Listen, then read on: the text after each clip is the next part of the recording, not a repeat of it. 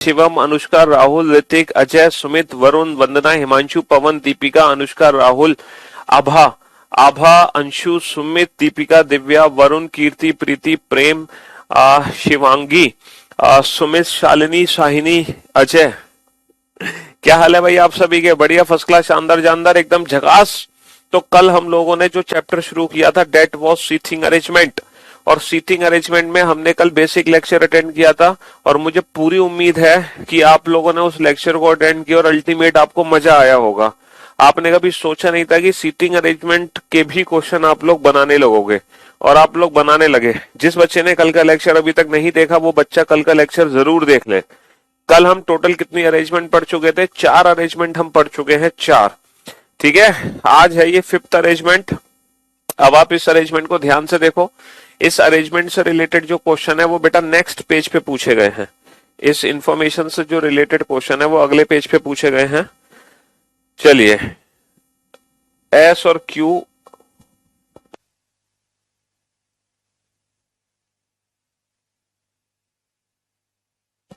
S and Q are male, S and Q are male. चलिए इस arrangement को बनाओ बेटा, फटाफट से, जल्दी से बनाओ, ये अरेंजमेंट कंप्लीट करो। हाँ जी,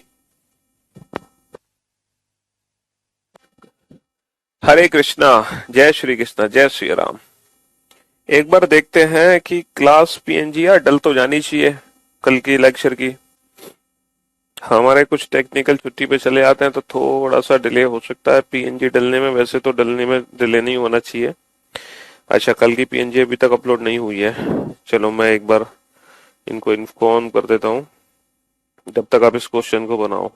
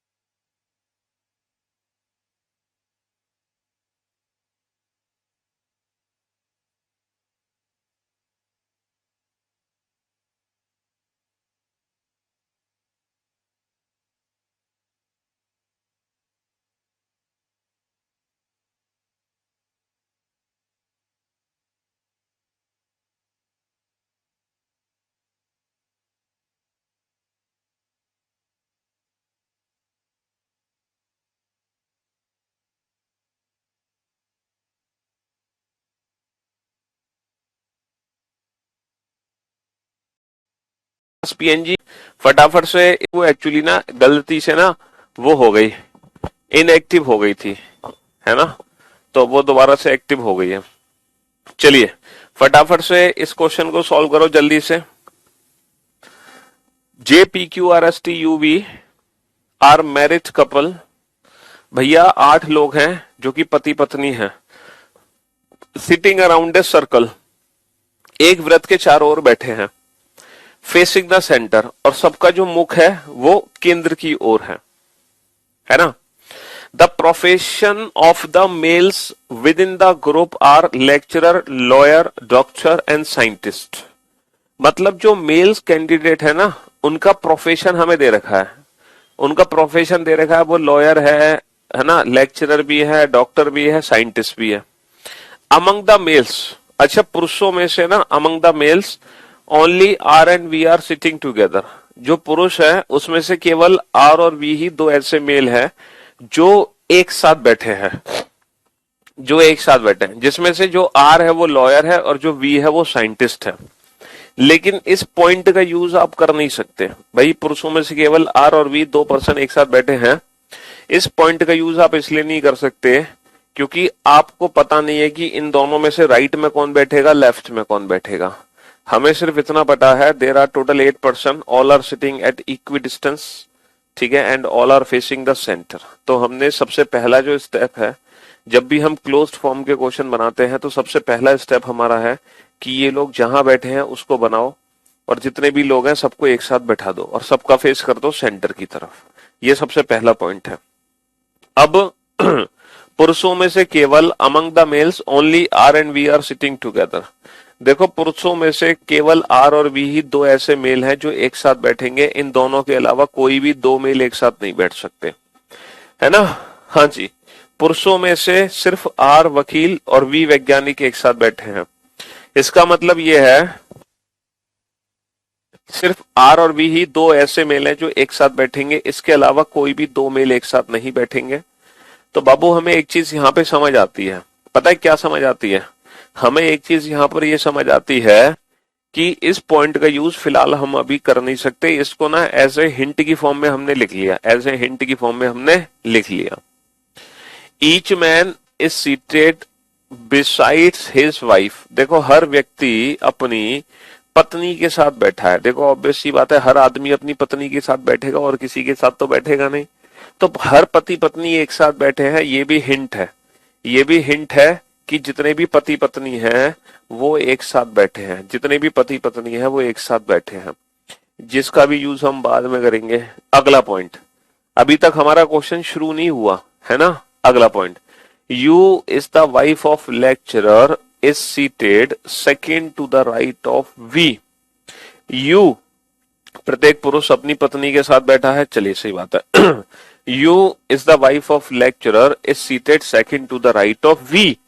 लेक्चरर की जो पत्नी यू है ना, वो वी के दाएं को दूसरे स्थान पर बैठी है। लेक्चरर की पत्नी जो यू है वो वी के दाएं दूसरे स्थान पर है। किसके दाएं दूसरे स्थान पर है? वी के दाएं दूसरे स्थान पर। यहां से हम क्वेश्चन बनाना शुरू कर सकते हैं, यहां से हमारे क्वेश्चन की शुरुआत होगी। जो लेक्चरर की पत्नी यू है वो वी के सेकंड राइट पर है, तो हम सबसे पहले किसको बैठाएंगे? वी को बैठाएंगे। और पूरी अरेंजमेंट में, हम पूरी अरेंजमेंट में कहीं भी वी को बैठा सकते हैं, जहां आपका मन करे आप वहां वी को बैठा दो। पूरी अरेंजमेंट में आप कहीं भी वी को बैठा सकते हैं। और वी के सेकंड राइट पे कौन है? वी के सेकंड राइट पे यू है। अगर वी का फेस अंदर है तो वी का सेकंड राइट इधर है, अगर वी का फेस अंदर है तो वी का दायां इधर है। तो वी के सेकंड राइट पे कौन है? वी के सेकंड राइट पे यू है। अच्छा, जो यू है वो पत्नी है, इसका मतलब फीमेल है, तो सर्कल में बंद कर दो। और हमें पहले ही पता है कि वी साइंटिस्ट है, तो वी को ट्राइंगल में बंद कर दो और यहां पे लिख दो साइंटिस्ट, क्योंकि वी साइंटिस्ट है। ये वाला पहला पॉइंट आप सबको समझ आ गया है? पहला पॉइंट आप सबको समझ आ गया। U is the wife of lecturer is seated second to the right of V. V के दाईं और दूसरा यू बैठी है, यू को सर्कल में बंद कर दो और वी हो गया मेल यानी कि साइंटिस्ट। इतनी सी बात तो आप सभी को समझ आ गई होगी, है ना। U is seated second to the right of V, यहां से हमारे क्वेश्चन की शुरुआत हो चुकी है। अगला point, T is seated between U and V. T का स्थान यू और वी के बीच में है। अच्छा, टी का स्थान यू और वी के बीच में है। यू और वी के बीच में कौन है? टी है। यू और वी के बीच में कौन है? टी।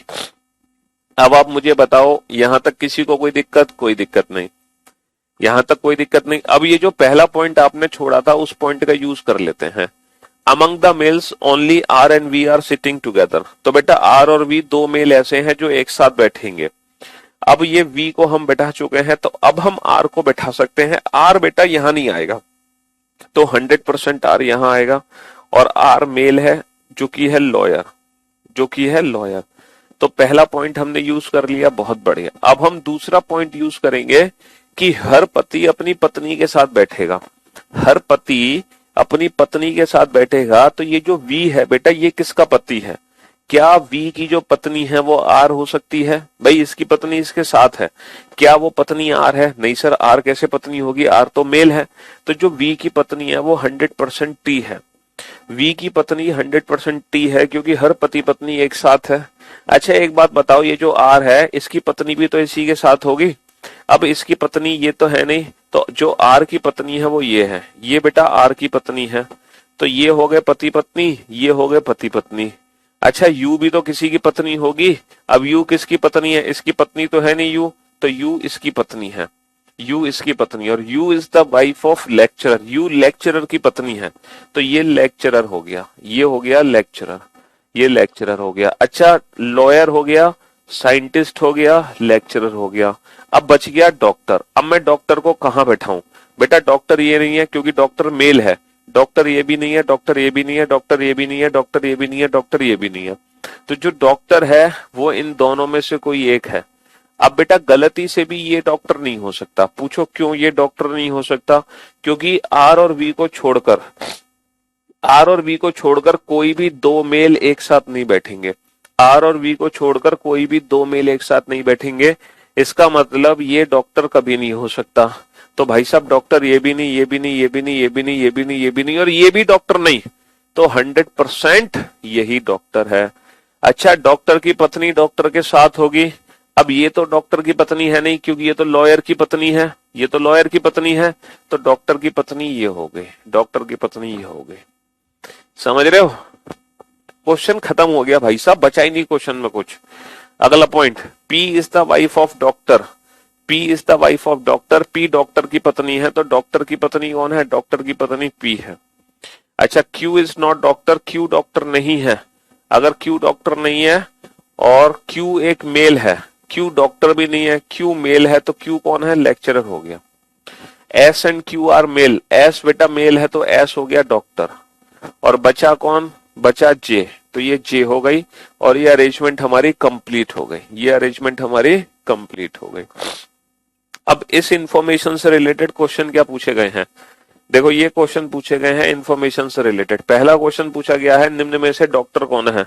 तो भैया डॉक्टर कौन है? डॉक्टर है एस। अच्छा who among the following is a lecturer, इनमें से लेक्चरर कौन है? लेक्चरर कौन है? लेक्चरर है क्यू। अच्छा who among the following is the wife of lawyer, lawyer की पत्नी कौन है? सर लॉयर की जो पत्नी है वो है जे, लॉयर की पत्नी कौन है? J. Who is on the immediate left of the scientist, बेटा साइंटिस्ट के इमीडिएटली लेफ्ट में कौन है?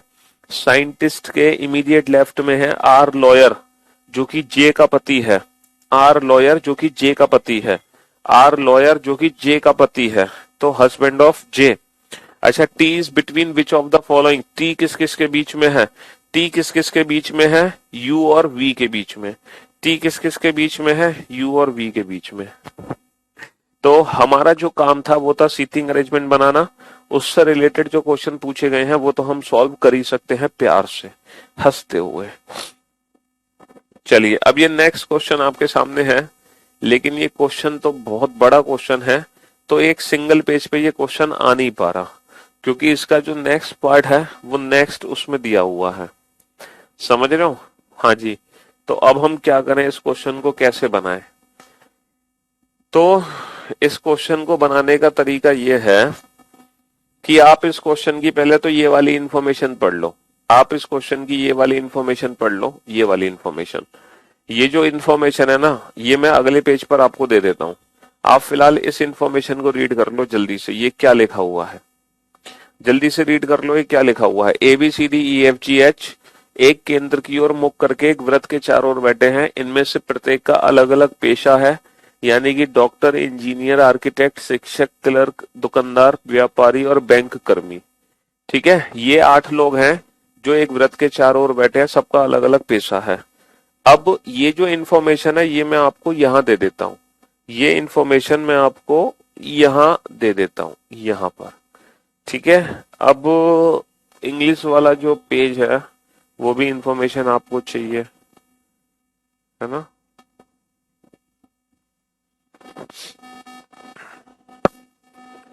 इंग्लिश वाली इंफॉर्मेशन आपको चाहिए, सीटिंग अरेंजमेंट। ओके चलो, ये इंग्लिश हिंदी दोनों ही लैंग्वेज में मिल गया क्वेश्चन हमें।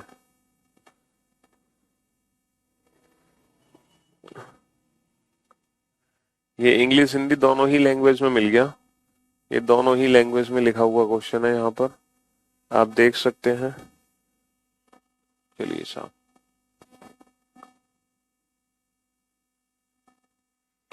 बनाओ इसको। और अगर आपने ये क्वेश्चन बना लिया तो समझ लो आप बहुत आगे निकल गए फिर सीटिंग अरेंजमेंट में, है ना? हाँ जी बेटा, टाइम तो लगेगा ही ना, क्योंकि ये छोटा मोटा क्वेश्चन तो है नहीं, ये बड़े बड़े क्वेश्चन है, 5-5 क्वेश्चन पूछे जा रहे हैं। और जिस बच्चे ने कल का लेक्चर अटेंड नहीं किया था वो बेटा कल का लेक्चर जरूर अटेंड करे। जिसने कल का लेक्चर अटेंड नहीं किया है वो कल का लेक्चर जरूर अटेंड कर ले। समझ रहे हो? हाँ जी, तभी आज की क्लास देखोगे तो मजा आएगा, वरना नहीं आएगा।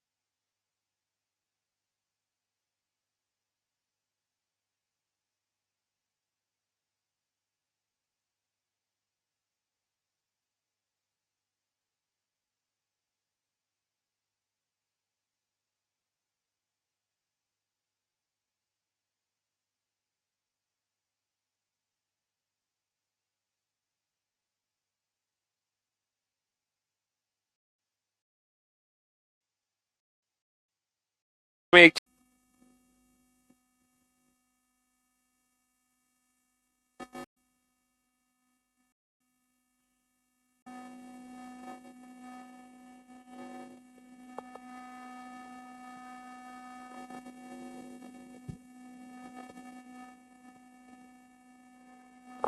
लेकिन हर बच्चे को ये क्वेश्चन कराना है बेटा, हर बच्चे को ये अरेंजमेंट बनानी है, हर बच्चे को, कोई भी बच्चा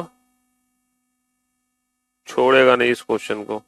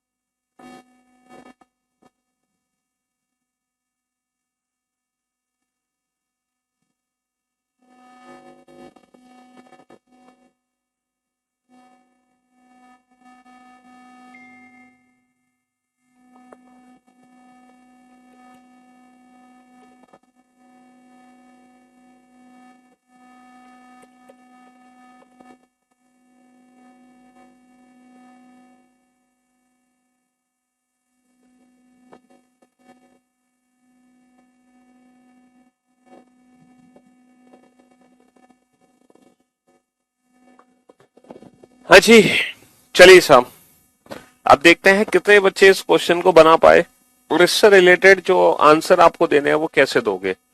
ठीक है, इस इंफॉर्मेशन से रिलेटेड जो क्वेश्चन पूछे जाएंगे वो इस तरीके से क्वेश्चन पूछे जाएंगे, लाइक दिस। जैसे दो क्वेश्चन तो पिछले पेज पर, इसी पेज पर हैं, लेकिन वो पीछे ढक चुके हैं, कोई बात नहीं, आप इन तीन क्वेश्चन के आंसर देना। ठीक है, सिटिंग अरेंजमेंट करने के बाद आपको ये तीन क्वेश्चन सॉल्व करने हैं जो कि इस इंफॉर्मेशन से रिलेटेड पूछे जाएंगे। क्वेश्चन क्या है, 8 लोग हैं और वो एक व्रत के चारों तरफ बैठे हैं और सबका प्रोफेशन दिया गया है। तो भाई हो सकता है इस बार हमें ढेर सारी पॉसिबिलिटीज बनानी पड़े। ठीक है, हाँ जी, क्योंकि ये बड़ा क्वेश्चन है। एक दो, आपको एग्जाम में पता कैसे चलेगा कि पॉसिबिलिटीज बनेंगी कि नहीं? देखो, जब एग्जाम में सीटिंग अरेंजमेंट का क्वेश्चन पूछा जाएगा, अगर उस इंफॉर्मेशन से रिलेटेड सिर्फ एक ही क्वेश्चन पूछा जा रहा है तो पॉसिबिलिटी की जरूरत ही नहीं पड़ने वाली। लेकिन अगर उस इंफॉर्मेशन से रिलेटेड 4 या 5 क्वेश्चन पूछे जा रहे हैं तो समझ लो फिर पॉसिबिलिटी बनानी पड़ सकती है। तो फिर हमें पॉसिबिलिटी बनानी पड़ सकती है। चलिए अब देखते हैं यहाँ पे पॉसिबिलिटी की जरूरत है कि नहीं है। A sits third to the right of teacher. A teacher के दाईं ओर तीसरा है, तो सबसे पहले हम टीचर को बैठाएंगे। इसके थर्ड राइट में ए, इसका फेस अंदर है तो इसका राइट किधर होगा, इधर। इसका third right 1 2 3। A sits third to the right of teacher. अच्छा, D sits second to the left of G and G is not an immediate neighbour of the teacher. देखो, जी टीचर का immediate neighbour नहीं है। G is not the immediate neighbour of teacher. G teacher के बगल में नहीं बैठा, तो ये अंडरस्टूड होता है कि जी टीचर भी नहीं है। जी टीचर के बगल में नहीं बैठा तो हम ये मान लेते हैं कि जी टीचर भी नहीं है। अब मैं जी को कितनी जगह बैठा सकता हूँ? सर मैं जी को यहाँ बैठा सकता हूँ, बिल्कुल बैठा सकते हैं। जी के सेकंड लेफ्ट में डी आ सकता है। सर मैं जी को यहाँ नहीं बैठा सकता क्योंकि जी के सेकंड लेफ्ट में डी नहीं आ सकता, है ना। सर मैं जी को यहाँ भी बैठा सकता हूँ, जी के सेकंड लेफ्ट में डी आ सकता है। अच्छा, मैं जी को यहाँ भी बैठा सकता हूँ, जी के सेकंड लेफ्ट में डी आ सकता है। तो ये बताओ मैं जी को कितनी जगह बैठा सकता हूँ? मैं जी को कितनी जगह बैठा सकता हूँ? सर मैं जी को 3 जगह बैठा सकता हूँ। जी यहाँ भी आ सकता है, यहाँ भी आ सकता है, यहाँ भी आ सकता है। तो अब आप क्या क्या काम करोगे कि आपको 3 पॉसिबिलिटी बनानी पड़ेंगी। अब आपको ना 3 पॉसिबिलिटी बनानी पड़ेंगी। अब आपकी मजबूरी है, क्या कर सकते हैं, 3 पॉसिबिलिटी आपको बनानी पड़ेंगी। कैसे बनाओगे? देखो ऐसे बनाओगे, एक व्रत बनाओगे और 8 लोगों को बैठा दोगे जैसा कि अब तक करते आए हो, ठीक है। एक तीसरा व्रत बनाओगे, उसमें भी 8 लोगों को बैठा दोगे जैसा कि करते आए हो। और पहले व्रत में जितने लोगों को बैठा चुके हो उतने ही लोग अब आप इन व्रत में बैठा दो। समझ रहे हो? टीचर के सेकंड राइट में जी है, तो अब आप क्या काम करो, टीचर को यहीं बैठाओ, यहीं जिस पोजीशन पर बैठा रखा उसी पोजीशन पर बैठाओ। इसके सेकंड राइट में जी को बैठा दो। Sorry sorry sorry sorry sorry, teacher के थर्ड राइट में ए है। A sits third to the right of teacher. Teacher के दाईं ओर तीसरा कौन है? ए है। तो टीचर के थर्ड राइट में ए को बैठा दो। ये टीचर है, इसके थर्ड राइट में ए को बैठा दो।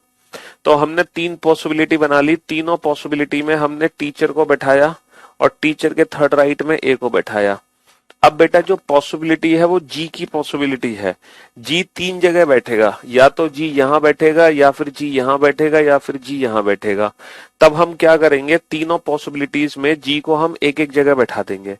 भाई जी के बैठने की 3 संभावना है, तो तीनों पॉसिबिलिटी में हम जी को एक एक जगह बैठा देंगे। पहली पॉसिबिलिटी में हमने जी को यहां बैठा दिया, दूसरी पॉसिबिलिटी में मैंने जी को यहां बैठा दिया, और तीसरी पॉसिबिलिटी में मैंने जी को यहां बैठा दिया। अब आप ध्यान से देखो कि पॉसिबिलिटीज को मैंने कैसे बनाया है, और बिल्कुल सेम यही मेथड से आपको एग्जाम में भी पॉसिबिलिटीज बनानी है, बिल्कुल सेम इसी मेथड से। अब आप देख लो किस तरीके से ये पॉसिबिलिटीज बनाई जा रही हैं, ठीक है। हाँ जी, अब जी को हम बैठा चुके हैं। जी के सेकंड लेफ्ट में डी है, जी का फेस अंदर, तो जी का सेकंड लेफ्ट इधर होगा।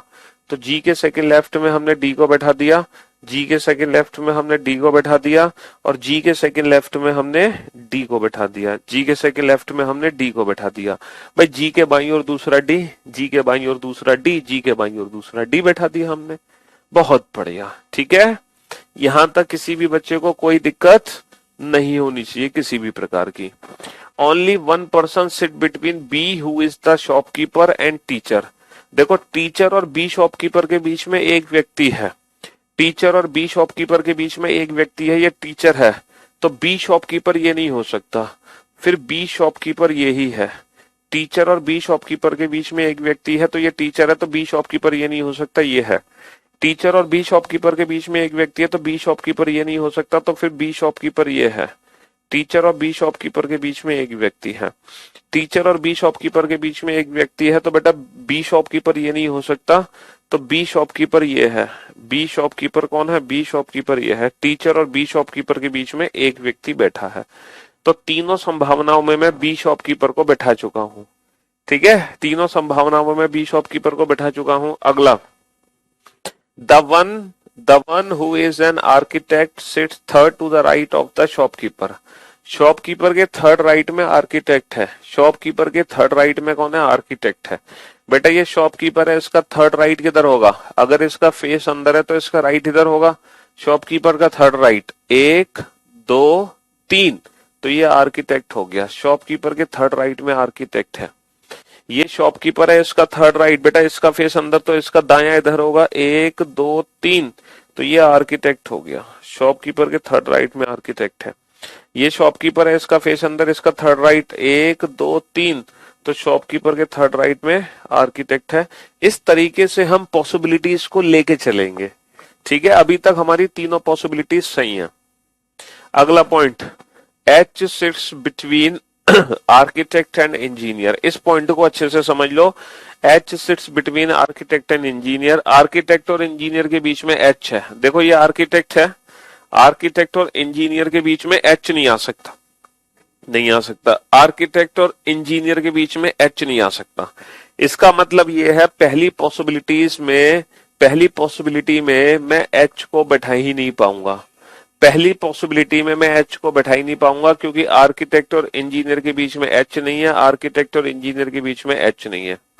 पहली पॉसिबिलिटी में मैं बैठा ही नहीं पाऊंगा। अच्छा, आर्किटेक्ट और इंजीनियर के बीच में एच नहीं आ सकता, लेकिन आर्किटेक्ट और इंजीनियर के बीच में एच आ सकता है। आर्किटेक्ट और इंजीनियर के बीच में एच नहीं आ सकता, आर्किटेक्ट और इंजीनियर के बीच में एच नहीं आ सकता। इसका मतलब ये वाली पॉसिबिलिटी भी गलत हो गई। अब आप ये अच्छे से समझो कि ये पॉसिबिलिटीज गलत क्यों हो रही हैं। ये पॉसिबिलिटीज गलत क्यों हो रही हैं। जब तक मैं, एक बच्चे ने कहा हिंदी में कुछ और है, मैं चेक कर लेता हूं। ए शिक्षक के दाहिने तीसरे स्थान पर है, बिल्कुल सही। A sits third to the right of teacher. D G के बाईं ओर दूसरे स्थान पर है, बिल्कुल सही। जी के बाईं ओर दूसरे स्थान पर डी था। जी शिक्षक के एकदम बगल में नहीं है, जी शिक्षक के एकदम बगल में नहीं था, बिल्कुल सही। बी जो कि एक दुकानदार है एवं शिक्षक के बीच में सिर्फ एक व्यक्ति है। बी दुकानदार और शिक्षक के बीच में केवल एक व्यक्ति है, बिल्कुल सही। जो आर्किटेक्ट है वह दुकानदार के दाएं तीसरे स्थान पर बैठा है। भैया दुकानदार के दाएं तीसरे स्थान पर आर्किटेक्ट था, दुकानदार के दाएं तीसरा आर्किटेक्ट है। दुकानदार के दाएं तीसरा कौन है? आर्किटेक्ट है, बिल्कुल सही। एच आर्किटेक्ट और इंजीनियर के बीच में बैठा है। जो एच है वो आर्किटेक्ट और इंजीनियर के बीच में नहीं है। एच आर्किटेक्ट और इंजीनियर के बीच में नहीं है। एच आर्किटेक्ट और इंजीनियर के बीच में नहीं आ पा रहा। एच आर्किटेक्ट और इंजीनियर के बीच में नहीं आ पा रहा। ये दो संभावनाएं गलत हो गई। आर्किटेक्ट और इंजीनियर के बीच में एच नहीं आ पा रहा, आर्किटेक्ट और इंजीनियर के बीच में एच आ गया। सही तो है अभी तक, बिल्कुल सही है, कोई गलती नहीं है कहीं भी। अगला point, E is not an immediate neighbour of H. भैया ई एच के एकदम बगल में नहीं है। ई एच के एकदम बगल में नहीं है। अगर ई एच के बगल में नहीं है, अगर एच के बगल में ई नहीं है, तो मैं ई को ना तो यहां, ना तो यहां, ना तो यहां, ना तो यहां, सिर्फ और सिर्फ ई को मैं यहीं बैठा सकता हूं। सिर्फ और सिर्फ ई को मैं यहीं बैठा सकता हूं। इंजीनियर क्लर्क के दाहिने तीसरे स्थान पर है। Engineer is third to the right of the clerk. देखो क्लर्क के थर्ड राइट पे इंजीनियर है। ये जो इंजीनियर है ये किसके थर्ड राइट पर है? क्लर्क के। अगर ये क्लर्क के थर्ड राइट पर है तो डेफिनेटली क्लर्क ये है। क्लर्क के थर्ड राइट पे कौन हो गया? इंजीनियर हो गया। क्लर्क के दाईं ओर तीसरा कौन हो गया? इंजीनियर हो गया। ठीक है, हाँ जी। Only one person sit between businessman and F. E is neither a businessman nor a doctor. देखो व्यापारी और एफ के बीच में केवल एक व्यक्ति है। ई ना तो व्यापारी है ना ही डॉक्टर है ना। हाँ जी, only one person sit between businessman और एफ। एफ और बिजनेसमैन के बीच में एक व्यक्ति है और ई बिजनेसमैन और डॉक्टर नहीं है। अच्छा एक बात बताओ, मैं एफ को यहां नहीं बैठा सकता, एफ को यहां नहीं बैठा सकता, यहां भी नहीं, यहां भी नहीं, यहां भी नहीं, यहां भी नहीं। एफ को कुल मिलाकर मैं दो ही जगह बैठा सकता हूं, या तो यहां या तो यहां। एफ को कुल में दो ही जगह बैठा सकता हूं, या तो यहां या तो यहां। और एफ और बिजनेसमैन के बीच में एक व्यक्ति है। अगर मैं एफ को यहां बैठाऊंगा, अगर मैं एफ को यहां बैठाऊंगा तो बेटा बिजनेसमैन ये तो बन नहीं सकता, ये तो ऑलरेडी आर्किटेक्ट है। अगर मैं एफ को यहां बैठाऊंगा तो बिजनेसमैन बनना पड़ेगा ई को, जबकि क्वेश्चन में साफ साफ लिखा है कि ई बिजनेसमैन नहीं है। इसीलिए एफ को हम यहां बैठाएंगे और फिर बिजनेसमैन किसको बना देंगे? हम बिजनेसमैन बना देंगे ए को। अच्छा जो ई है वो डॉक्टर भी नहीं है, तो डॉक्टर साहब कौन है? फिर डॉक्टर साहब ये हो गए। अच्छा बचा कौन? बैंकर। तो ये बैंकर हो गया। और पर्सन कौन बचा बैठने के लिए? सी, तो ये सी हो गया। और ये अरेंजमेंट हमारी कंप्लीट हो गई। अब इस अरेंजमेंट से रिलेटेड पांचों क्वेश्चन हम सॉल्व कर सकते हैं। इस अरेंजमेंट से रिलेटेड पांचों क्वेश्चन हम सॉल्व कर सकते हैं, लेकिन हमें कितनी पॉसिबिलिटीज बनानी पड़ी? 3। तो मैं आपको एक बात बताऊं, सच सच ये बैंक पीओ के एग्जाम का क्वेश्चन है।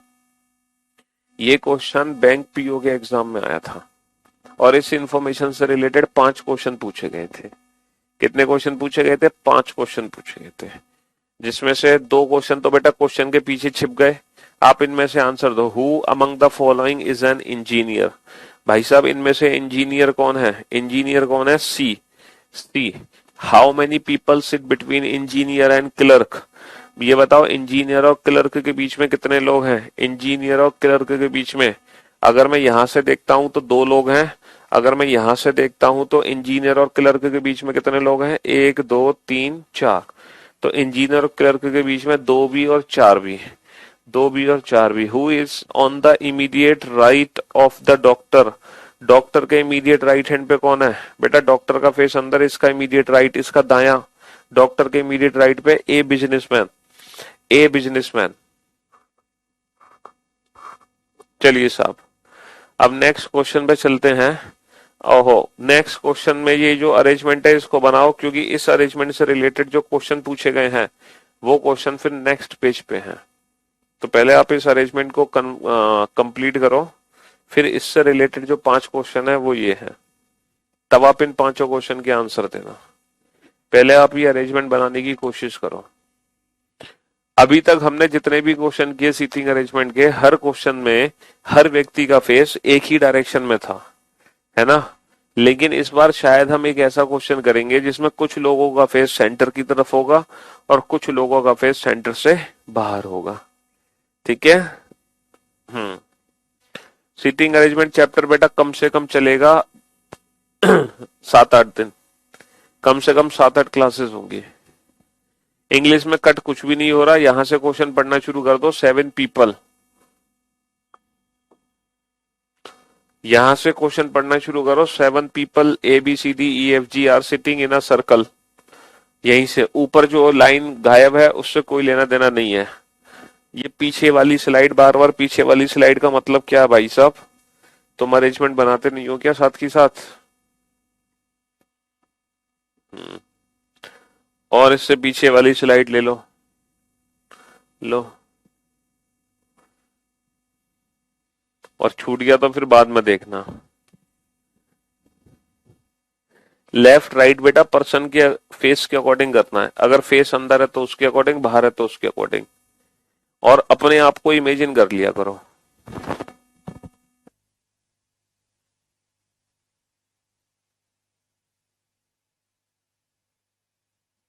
बनाओ इस क्वेश्चन को।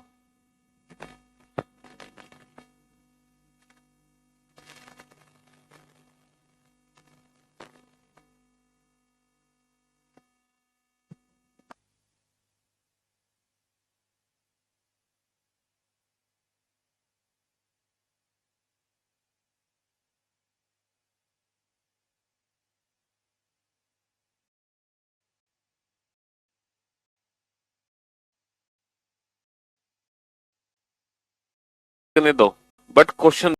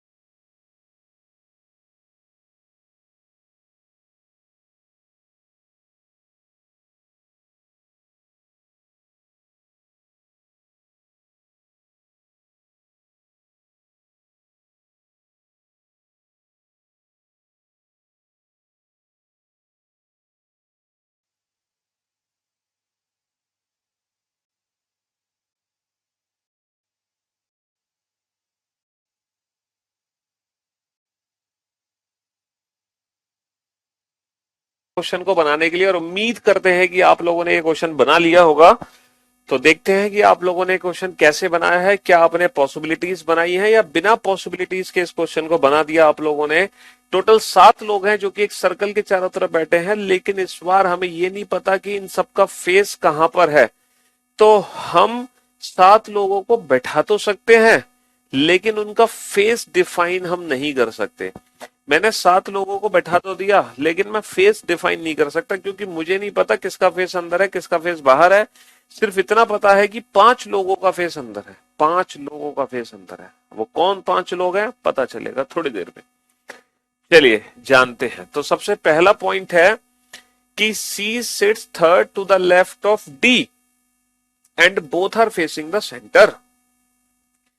C D के बाएं को तीसरे स्थान पर है और दोनों का मुख केंद्र की ओर है। तो अब मैं D को बैठा सकता हूं, और पूरी अरेंजमेंट में मैं कहीं भी D को बैठा सकता हूं। तो मैंने मान लिया कि ये D है, मैंने मान लिया कि ये D और इसका फेस अंदर है, क्योंकि ये क्वेश्चन में दिया है। और इसके थर्ड लेफ्ट पर C है, इसका बाईं ओर तीसरा, 1 2 3, और C का भी फेस अंदर है। तो भैया 5 लोगों में से 2 लोग तो पता चल गए जिसका फेस अंदर है। चलिए अगले पॉइंट पे चलते हैं। E is neither an immediate neighbor of D nor of C। E ना तो D के बगल में है और ना ही C के बगल में। जो E है वो ना तो D के बगल में है और ना ही C के बगल में है। तो कुल मिलाकर E की बैठने की एक ही जगह बची, ये वाली। बट हमें E का फेस नहीं पता, E का फेस नहीं पता हमें। The one sitting exactly between D and F is facing opposite to the center। जो व्यक्ति D और F के ठीक बीच में बैठा है उसका मुख केंद्र से विपरीत दिशा में है, जो D और F के ठीक बीच में है। तो भाई साहब ये D है, तो D और F के ठीक बीच में, तो यहां पर मैं F को नहीं बैठा सकता, यहाँ ऑलरेडी E है। तो D और F, तो बेटा F को मैं यहां बैठा सकता हूं। और जो D और F के ठीक बीच में है, जो D और F के ठीक बीच में है, उसका मुख केंद्र से बाहर की ओर है। मैं उम्मीद करता हूं यहां तक किसी भी बच्चे को कोई भी दिक्कत नहीं हुई होगी। अगला पॉइंट। अब अगला पॉइंट बहुत शानदार पॉइंट है बेटा, अगला पॉइंट बहुत शानदार पॉइंट है। G sits third to the right of A and G is facing the center। G A के दाईं ओर तीसरा है और G का फेस सेंटर की तरफ है। G किसके दाईं ओर तीसरा है? G A के दाईं ओर तीसरा है। तो भाई साहब A को बैठाओ। A को कहां बैठा सकते हो? मान लो कि A यहां आ गया, मान लो कि A यहां आ गया, तो क्या A के थर्ड राइट पे G आ सकता है? सर जब आप A को यहां बैठाओगे तो 2 पॉसिबिलिटी है, या तो A का फेस अंदर हो या फिर A का फेस बाहर हो। मान लो कि A का फेस अंदर है, तो क्या इसके थर्ड राइट पे G आ सकता है? सर अगर A का फेस अंदर है तो इसका राइट इधर होगा, इसका दाया इधर होगा, इसका थर्ड राइट 1 2 3, और यहां पर G नहीं आ सकता। अगर मान लो कि A का फेस बाहर है तो जो A का थर्ड राइट होगा वो इधर होगा। अगर A का फेस बाहर है तो A का राइट इधर होगा, इसके थर्ड राइट पे G आ सकता है 1 2 3। सर यहां भी G नहीं आ सकता। कुल मिलाकर मैं A को यहां बैठा ही नहीं सकता, ना फेस अंदर मान के ना फेस बाहर मान के। अब मान लो कि क्या मैं A को यहां बैठा सकता हूं? सर अगर A को यहां बैठाते हो और मान लो कि इसका फेस बाहर है, तो क्या इसके थर्ड राइट पे G आ सकता है? नहीं आ सकता।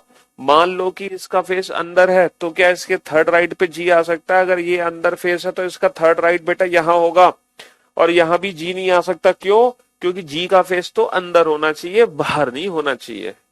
समझ रहे हो? तो कुल मिलाकर मैं A को ना तो यहां बैठा सकता ना ही यहां बैठा सकता किसी भी कीमत पर। तो A के बैठने की सिर्फ एक ही जगह बचती है, ये वाली, और इसके थर्ड राइट पे G है, इसका थर्ड राइट 1 2 3, तो ये कौन हो गया? ये हो गया G। और G का फेस कहां दे रखा है? अंदर। 5 में से 3 लोगों का फेस अंदर हो गया, सिर्फ 2 लोग बचे हैं जिनका फेस अंदर होना है। अच्छा यहां पर बचा कौन बैठने के लिए? B बचा, तो यहां पर B को बैठा दो। One of B's neighbour is facing opposite to the centre. बेटा B का एक ऐसा पड़ोसी है जिसका मुख केंद्र से बाहर है, तो इसका फेस तो केंद्र से बाहर हो नहीं सकता, इसका तो ऑलरेडी अंदर है, तो इसी का फेस बाहर होगा। और सिर्फ बेटा 2 लोग ऐसे हैं, 2 लोग जिनका फेस सेंटर से बाहर है। इन दोनों को छोड़कर जितने भी लोग बच गए सबका फेस सेंटर की तरफ होगा, इसका भी सेंटर की तरफ होगा, इसका भी सेंटर की तरफ होगा। और ये अरेंजमेंट हो गई कंप्लीट, हमने सातों लोगों को बैठा दिया, कहानी खत्म हो चुकी है। You are the best of reasoning. आपके क्लास के स्टूडेंट तोप और मिसाइल बन जाते हैं, excellence of reasoning you are.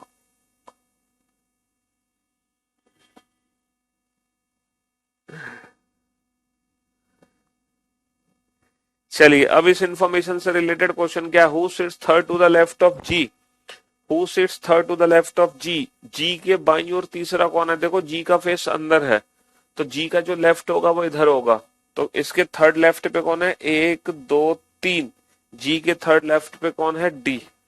अच्छा ई के पड़ोसी कौन है, ई के पड़ोसी, सर ई के पड़ोसी कौन है, ई के जो पड़ोसी हैं वो है बी एंड जी, ई के पड़ोसी कौन है, B and G. Who among the following is facing opposite to the centre, बेटा कौन कौन है जिसका फेस सेंटर से बाहर है, ए एंड ई, ए और ई का फेस सेंटर से बाहर है, ठीक है। निम्न में से किस व्यक्ति का मुख केंद्र की ओर है, ए और ई का फेस केंद्र से बाहर है, तो बी का फेस केंद्र की ओर है।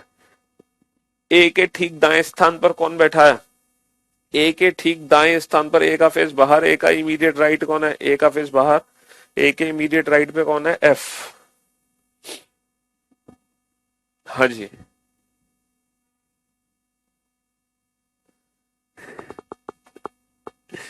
तो हमने ये जो अरेंजमेंट करी बेटा बहुत ही शानदार तरीके से करी, बहुत ही बेहतरीन तरीके से इन तीनों अरेंजमेंट को हमने पढ़ा।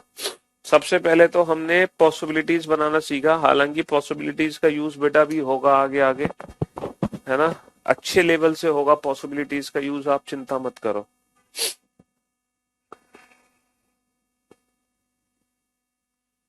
अगला क्वेश्चन तो बहुत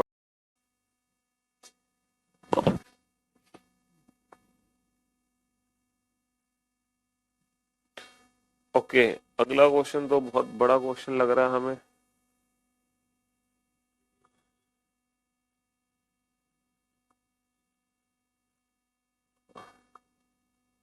जो नेक्स्ट क्वेश्चन है, चलो क्वेश्चन नंबर 8, इससे रिलेटेड जो इंफॉर्मेशन है, ओके यहां से रिलेटेड ये इस पे लाते हैं।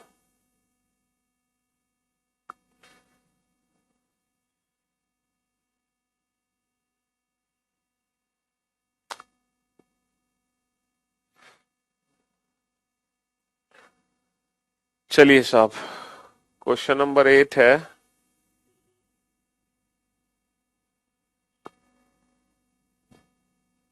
इंग्लिश की इंफॉर्मेशन अलग है, हिंदी की इंफॉर्मेशन आपको अलग दी जाएगी, हिंदी की इंफॉर्मेशन अलग से। सॉल्व करो इस क्वेश्चन को, बनाओ।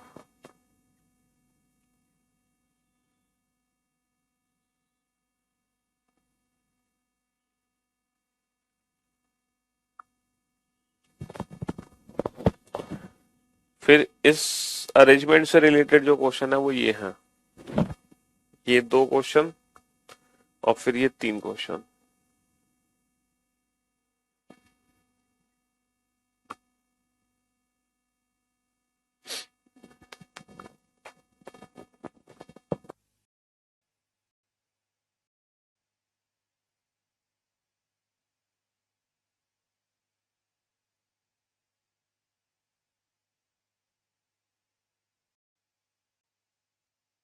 बीच वाला डी और एफ के बीच,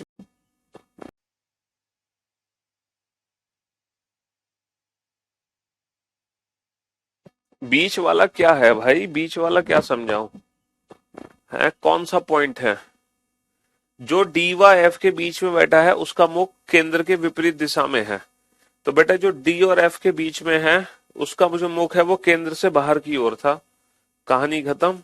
ये था जो डी और एफ के बीच में बैठा था, ये इसका मुख केंद्र से बाहर था।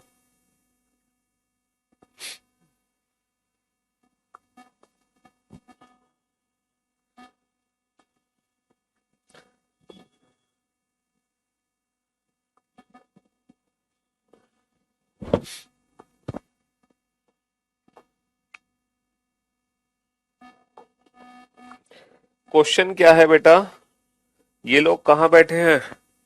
हाँ, A B C D E F G H एक वर्गाकार मेज के चारों ओर केंद्र की ओर मुख करके बैठे हैं। उनमें से 4 व्यक्ति वर्ग के कोनों पर हैं, जबकि 4 व्यक्ति भुजा के मध्य पर हैं।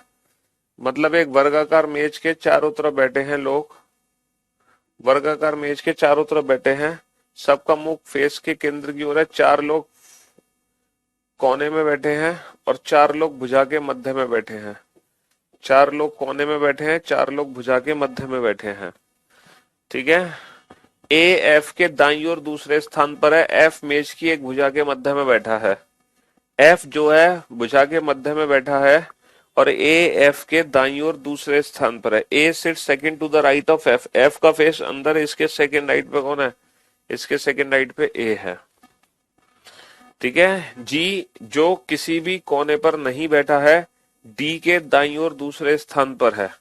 डी के दाईं ओर दूसरे स्थान पर, देखो डी के दाईं ओर दूसरे स्थान पर कौन है? जी। जी जो है वो डी के दाईं ओर दूसरे स्थान पर है, लेकिन जो जी है वो कोने में नहीं है, तो जी बीच में आएगा।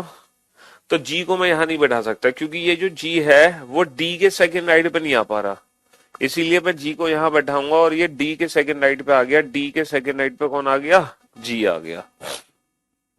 डी और बी के बीच केवल 2 व्यक्ति बैठे हैं, डी और बी के बीच में केवल 2 व्यक्ति हैं, तो बी को मैं यहां भी बैठा सकता हूं, बी को मैं यहां भी बैठा सकता हूं। तो हम एक काम कर सकते हैं, फटाफट से चाहे तो हम एक और पॉसिबिलिटी इसकी बना सकते हैं।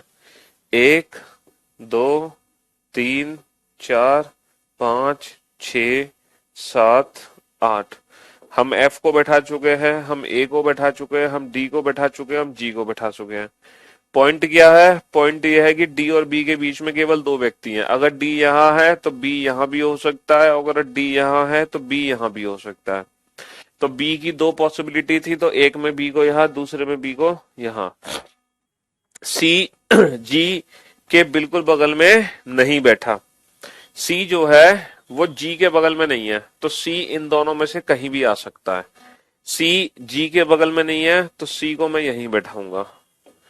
अगला पॉइंट, H B के बाईं ओर दूसरे स्थान पर है। बेटा B के सेकंड लेफ्ट पे H है, B के सेकंड लेफ्ट पे कौन है? B के सेकंड लेफ्ट पे H है।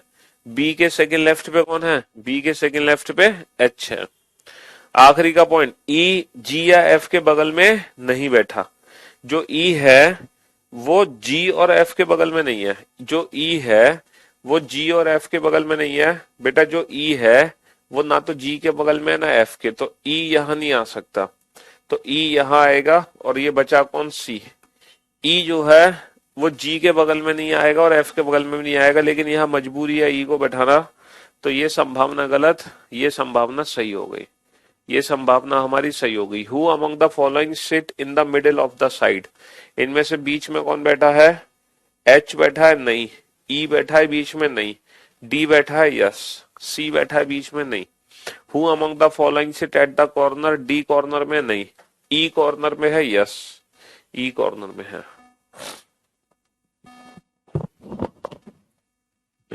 तो ये है सीटिंग अरेंजमेंट मेरे भाइयों और मेरे दोस्तों। हाँ जी, एक एक करके लोगों को बैठाते जाओ, बड़े प्यार से क्वेश्चन सॉल्व कर दोगे। जिस बच्चे ने कल का लेक्चर नहीं देखा था वो कल का लेक्चर जरूर देखें, ठीक है? हाँ जी।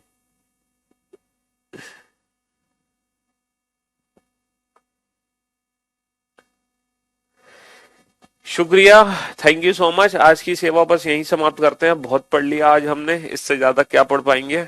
चलिए अब सीधा मिलते हैं कल आप लोगों से। Goodbye, love you all, take care.